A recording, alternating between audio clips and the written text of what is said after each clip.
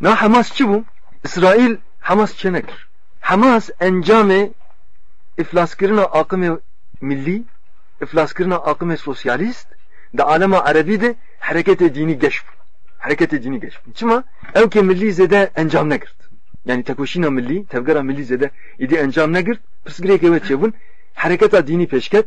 İran him betir zakhım dayı. İran him betir moral dayı. İsrail dit ki hareketa dini peş bükef zede zarar evitune. Ama esas cimine örgüt arzgariya Filistin'i fakuy. Jiboy ve çave khoser girt. Mesela Ahmed Yasin serbest bu İsrail. Şeyh Ahmed Yasin ege Hamas çekir serbest. Piştik Sovyet hilveşya. Hareketa dini him betir bir sistemleri icaket ev ket nakoki. Pay khost yani pahra khost. Çavad beji hareketa dini de be ve ezildici sosyalizme kabitandı.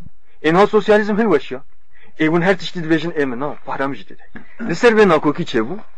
Tabi ev nakoki Hamas evkir. Hamas çi? Hamas lavaz buyna hareketa milli. Jiboy vek encam ve Filistin'de. Lavaz buna hareketa sosyalisti. Vek encam ve vek tepki beraberi bey. Yekji yolsuzliyage dinava fekod derket. Yolsuzluği. Yani avanaj vek çava anha yolsuzluği gamzeli dinava kadefe yeneketen sözde hamuş uğraşıger bun peşmerga bun hatta do anha milyona dizin. Dinava Filistin'ya civar.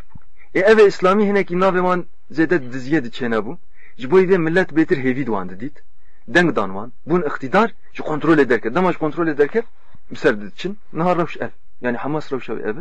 Nahal Gaza'yı iktidarı. Fakat nereye çareseri? Yani pırs girek bu an çareseri ne yapın? Eğer reforma çeneken, heneki ev nebim bir rengini karın. Yani dünya kabulnak. Civakji aslında kabulnak. Civakji baskıya dini kabulnak. Mine İran bu baskıya dini kostin civak ebidin meşandın. Zor yani. Civak insanın. Yani insan taybetmen diyevani jiyane hani. Çandavan hey. Tarzivani jiyane hani.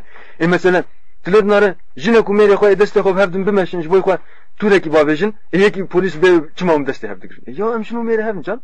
Çimat khazin de. Nad be çima var kirgen. Gere digrim tıkına hepsi.